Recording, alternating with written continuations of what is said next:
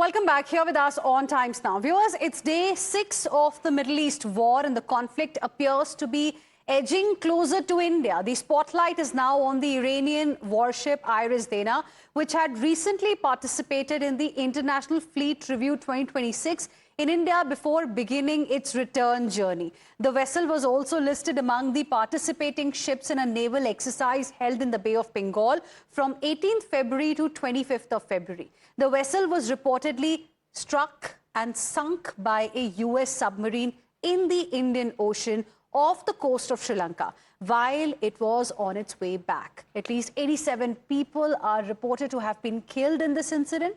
On 17th of February, the Eastern Naval Command of the Indian Navy had posted on social media welcoming Iris Dana to Visakhapatnam, saying the visit reflected long-standing cultural links between India and Iran. US Defense Secretary last evening confirmed the attack by the US. Listen in. An American submarine sunk an Iranian warship that thought it was safe in international waters. Instead, it was sunk by a torpedo. Quiet death. The first sinking of an enemy ship by a torpedo since World War II. Like in that war, back when we were still the War Department, we are fighting to win.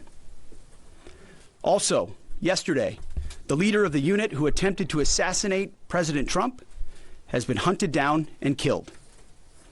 Iran tried to kill President Trump, and President Trump got the last laugh.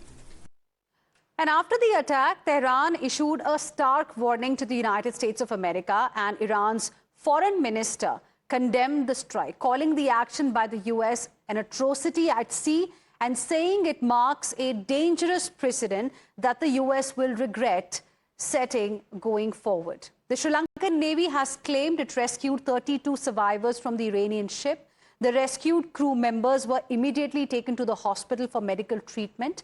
Sri Lankan Navy said that the search and rescue operation is ongoing and authorities have recovered some bodies in the area believed to be from the same vessel. Listen in.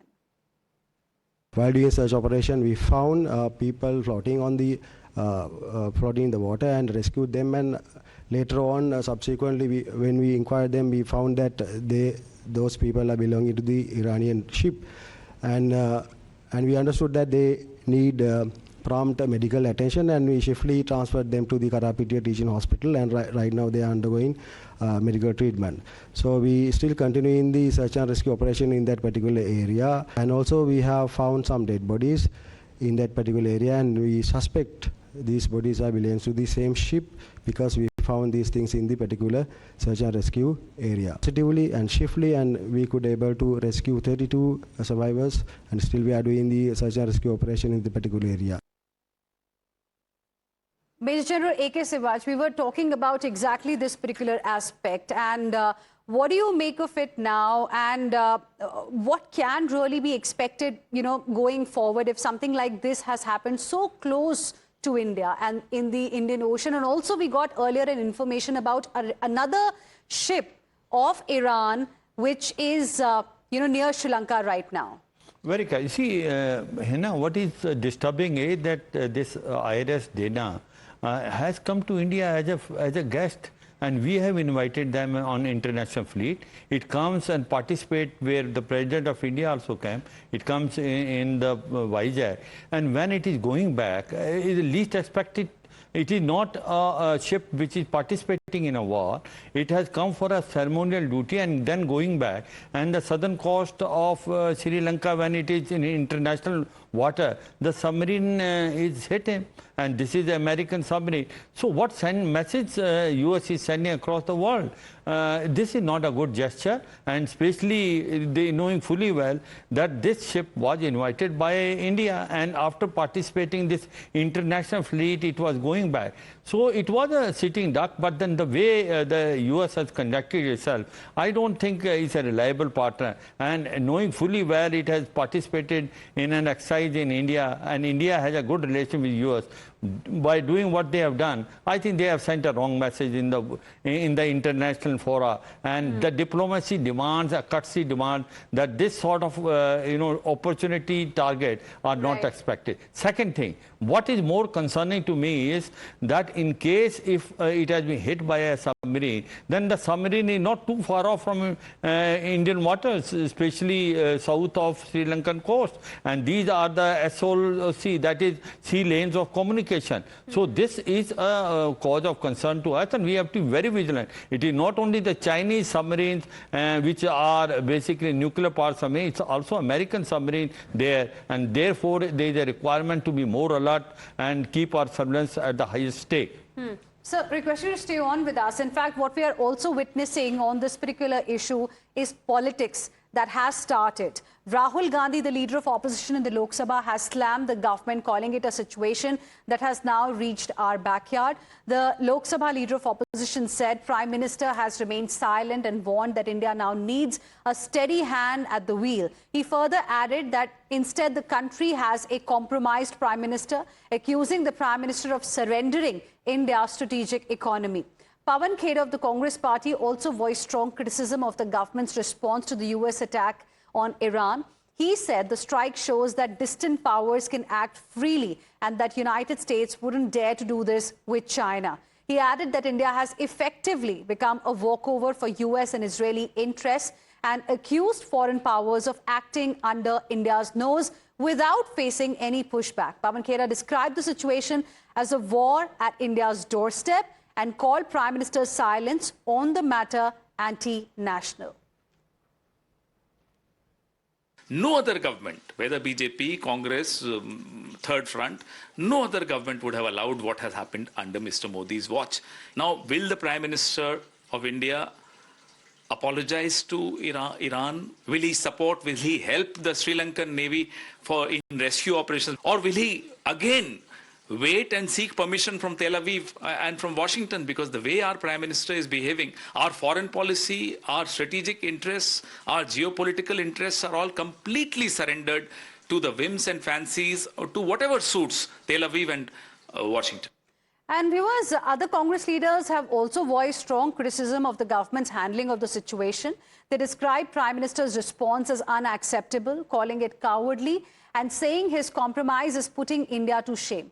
Congress also added that India's command is not in the hands of any leader and claimed it is instead in the hands of Trump's cheerleader.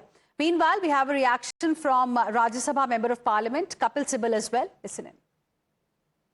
हमें ये मालूम होना चाहिए कि अगर हम America के साथ दे रहे हैं और साफ जाहिर है पहली बार ऐसा हुआ है हिंदुस्तान के मतलब 2014 के बाद कि मोदी जी के मौन रहने से हमें पता है वो किसके साथ है और हमारे प्रधानमंत्री हैं जो वक्त पे बोलते नहीं और बेवक्त बोलते हैं। इरानियन शिप यहाँ आया, उनको बुलाया गया, इंडियन गवर्नमेंट ने उनको बुलाया, नेवल फोर्सेस ने उनको बुलाया कि आप यहाँ आइए और ये कंडीशन थी कि आपके यहाँ कोई हथियार नहीं होंगे।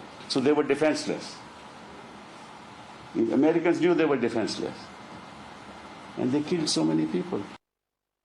Major General A.K. Sivach, is this criticism justified?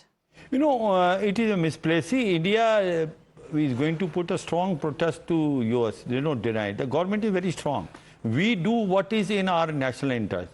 Remember that no one has liked what has been done by US. No denying the fact whatever has been done, it is done in international water, very close to the southern coast.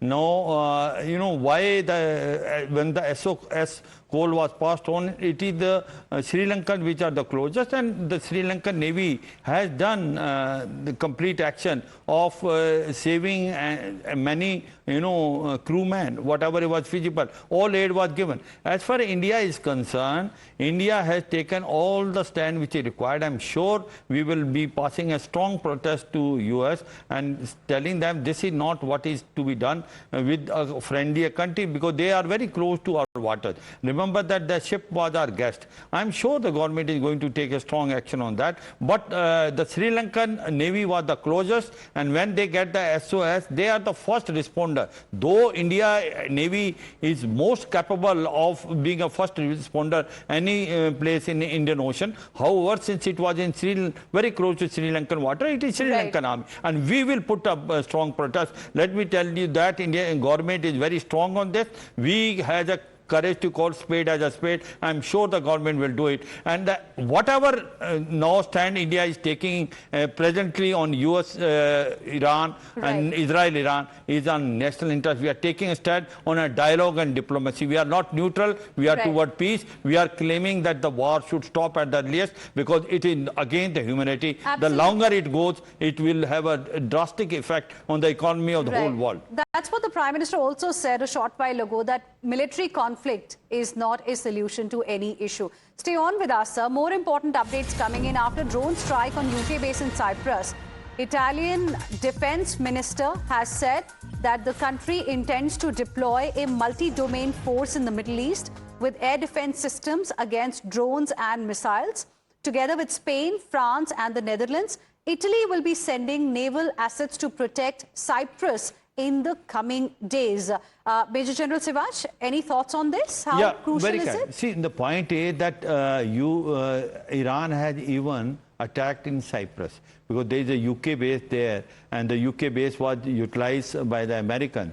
So therefore, as far as Iran is concerned, it is not only hitting all the Middle East, bases of America, and it is also collateral damage in all these countries like Saudi Arabia, UAE, Oman, Bahrain, Qatar.